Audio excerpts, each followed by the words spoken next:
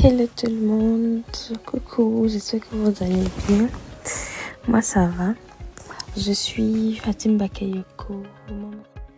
Alors pour commencer, on va dire que il est parfois difficile de maîtriser son budget lorsqu'on est jeune. On a beaucoup de problèmes, on rencontre beaucoup de choses, sortir entre amis, payer des trucs et tout. Mais dans cette vidéo, je vais vous expliquer en fait comment dépenser moins et faire des économies en tant qu'étudiant. On fait face vraiment à de nombreuses dépenses alors qu'on a des ressources vraiment limitées. Pour bien gérer votre budget chaque mois, il existe une règle importante à respecter. Il ne faut pas dépenser au-dessus de ses moyens. Il ne faut pas, comme on le dit dans des adages africains, il ne faut pas mettre ton habit là où ta main n'arrive pas. Alors, tout ça va s'expliquer plus en profondeur dans la vidéo. Il faut que je souligne aussi qu'il aura deux titres. L'importance de gérer ses dépenses et les étapes à suivre pour faire son budget mensuel. Il faut que je souligne aussi que passer de élève à étudiant peut être aussi compliqué, ambigu, difficile, et ça vient aussi avec son lot de soucis. Et aussi, disons qu'il y a beaucoup de joie, il y aura beaucoup de joie, vous allez rencontrer beaucoup de problèmes qui seront à la hauteur de vos joies aussi. Et savoir gérer son portefeuille peut être un défi que beaucoup d'entre nous peuvent rencontrer, même pas seulement qu'à l'école, mais dans la vie courante. Alors, si on commence déjà à l'université à apprendre à faire son budget, je crois que ça nous aidera plus en fait dans la vie à comprendre comment gérer son argent quand on sera plus indépendant, adulte, entré dans la vie courante. Pour ma part, je dirais que l'important de gérer ses budgets, c'est déjà de déterminer ses priorités. Il est facile de sous-estimer le montant alloué à nos activités personnelles et au magasinage. Une simple organisation permet un meilleur contrôle de nos dépenses secondaires. Déjà, les dépenses primaires qui sont le loyer, l'eau, courant, le budget, le forfait de téléphone, ceux-là sont primordiaux. Mais il faut déjà aussi qu'on détermine quels sont ce qui vient en second plan. Et c'est ceux-là qu'on va essayer de réduire. Aussi, gérer ces dépenses nous aide à réduire notre stress, la tranquillité d'esprit, le bien-être, à savoir que je vais arriver à la fin du mois sans prise de tête, sans me tracasser.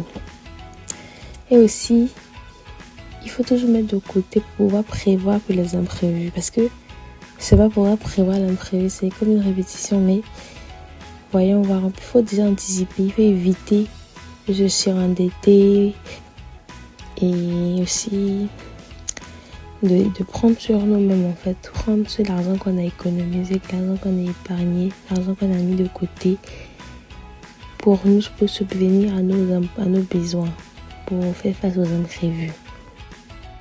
Alors, les étapes à suivre pour faire son budget mensuel, c'est d'abord, il faut se fixer un objectif.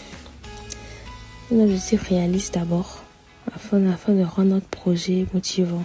Par exemple, vous pouvez vous dire que si j'arrive à économiser, je sais pas, 10 000 francs CFA, je vais acheter un livre. Pourquoi on n'a pas forcément, que le professeur de l'université n'a pas forcément dit d'acheter, mais qui va m'aider.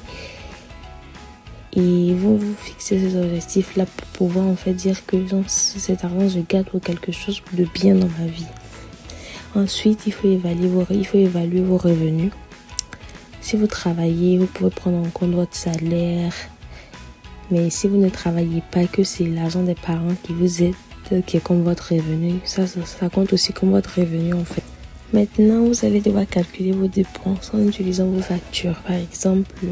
Par exemple, les factures de maison, au courant, forfait internet, comme je l'avais dit. Et sur une feuille de papier, vous écrivez vos extra dépenses, la nourriture, parce que vous n'avez pas forcément le reçu de la nourriture, mais vous essayez de trouver combien vous avez dépensé en ça. Et après, vous comparez les deux résultats. Genre les résultats de vos revenus. Par exemple, si vous gagnez au moins 50 000 et que vous dépensez 30 000, un résultat positif, ça veut dire les 20 000 qui restent, c'est un résultat positif, signifie que vous êtes en train d'épargner. Tandis que si vous gagnez 50 000 et que vous dépensez 60 000, ça veut dire que vous êtes en déficit, que vous êtes en train de vous endetter et forcément les 10 000 qui sont là, vous les avez pris quelque part que vous n'aurez pas dû. Et selon ça, il faut maintenant essayer de vous rééquilibrer et refaire encore un autre tableau pour pouvoir dire comment et pourquoi cet argent n'est pas là et pourquoi cet argent n'arrive pas. Mais la plupart du temps, vous allez toujours trouver un résultat positif. Et maintenant, après ça, vous devez maintenant vérifier votre budget très fréquemment pour voir qu'il est actuel et réaliste en fait. Peut-être que la maison a augmenté, peut-être que la facture d'eau a augmenté et que maintenant vous devez essayer de couper d'un côté pour pouvoir revenir sur ce côté. Mais essayez toujours d'être en train de révisiter vos factures et votre budget pour que vous soyez toujours dans le présent. Pour conclure, comme bonus, j'avais dit que j'allais vous expliquer comment avoir une carte bancaire. Et aujourd'hui, on va parler de la carte UBA. Pour avoir une carte bancaire en Afrique, il y a plusieurs voies, mais c'est la plus facile selon plusieurs étudiants, puisque j'ai récolté des informations avec plusieurs étudiants africains qui vivent en Afrique pour la plupart. Et ils m'ont dit que la carte UBA est vraiment facile à avoir. Vous avez juste besoin d'une carte d'identité ou de votre passeport et de la somme de 10 000 francs. Et que avec la carte UBA, vous pouvez faire des retraits 24 heures sur 24. Vous avez une limite de retrait quotidien. Le carton rouge, qui est la première carte. Sur le carton rouge, vous pouvez que retirer 200 000. Sur le Silver Card, vous pouvez retirer jusqu'à 350 000. Le Gold Card, vous pouvez retirer jusqu'à 500 000.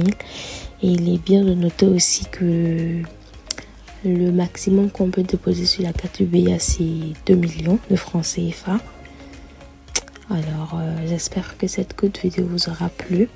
Si vous voulez plus d'informations ou des informations plus détaillées, vous pouvez voir l'article qui a été posté sur Facebook et Instagram. Notre Instagram, c'est African Student. Et pareil pour le Facebook. Et n'oubliez pas de vous abonner, de liker ou de commenter. Merci beaucoup. C'était Fatima Bakayoko.